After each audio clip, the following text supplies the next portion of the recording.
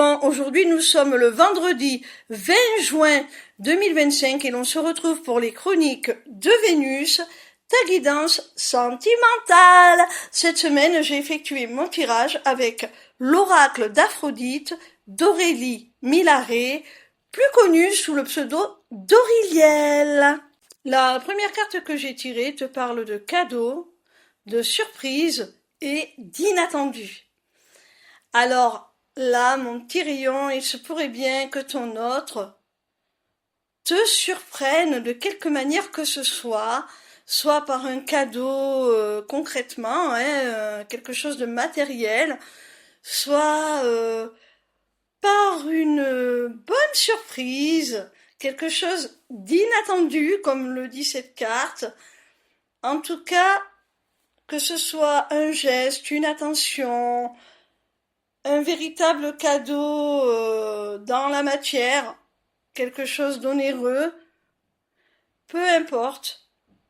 On voit que tu vas être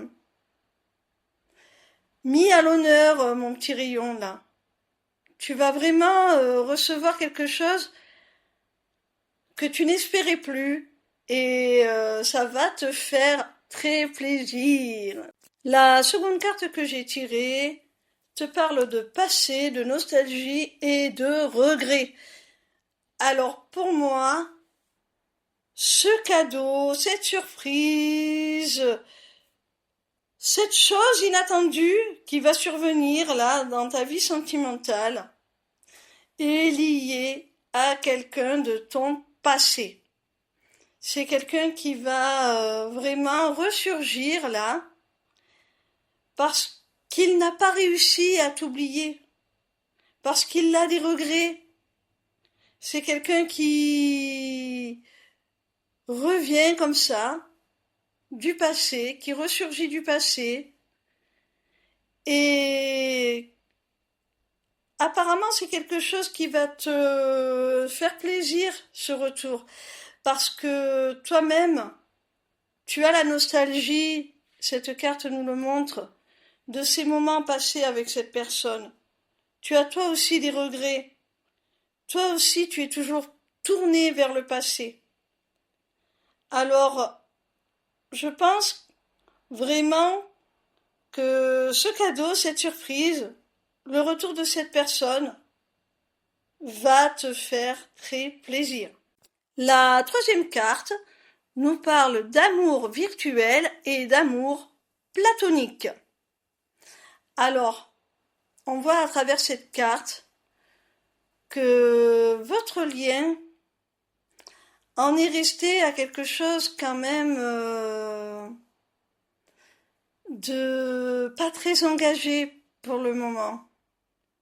C'est peut-être cela qui a généré les regrets dont parlait la carte précédente. Vous vous êtes rencontrés certainement via les réseaux sociaux ou peut-être que vos conditions de vie ne vous ont pas permis le rapprochement que vous espériez, mais en tout cas, même si vous n'avez pas pu concrétiser votre amour, les sentiments sont là. Et les regrets aussi de ne pas justement avoir pu transposer ces sentiments, cet amour, dans la réalité, tout simplement. La quatrième carte te parle de décision et de choix. Alors là, je pense que c'est en lien avec le fameux cadeau que l'on a vu au départ. Il se pourrait bien que ce cadeau, ce soit quelque chose de symbolique, ce soit le fait que ton autre revienne vers toi en ayant pris une décision, en ayant fait un choix, en se positionnant tout simplement et en te demandant d'en faire tout autant. Alors peut-être que cette prise de décision pour te prouver sa bonne foi va s'accompagner de quelque chose de plus concret comme cadeau, mais je pense que le cadeau vraiment à proprement parler, c'est cette prise de décision, c'est ce choix que tu espérais, hein. Parce qu'on voit à travers ce tirage que tu étais toi aussi resté tourné vers le passé. Tu avais un sentiment de non abouti, on va dire, avec la carte de l'amour virtuel. Ça se ressent très bien. Et tu attendais cette prise de décision, ce choix, hein. La cinquième et dernière carte te parle de jalousie et de tyrannie. Alors, je pense vraiment, mon petit rayon, que tu n'as pas forcément affaire à quelqu'un de malveillant, hein, quelqu'un de particulièrement autoritaire, quelqu'un de despote, quelqu'un de maladivement jaloux.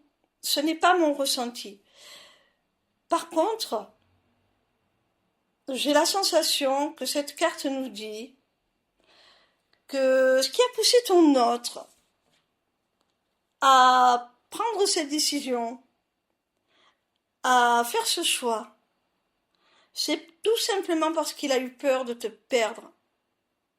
Il n'aurait pas supporté de te voir entamer une relation avec quelqu'un d'autre. Il n'aurait pas supporté qu'une autre personne prenne sa place.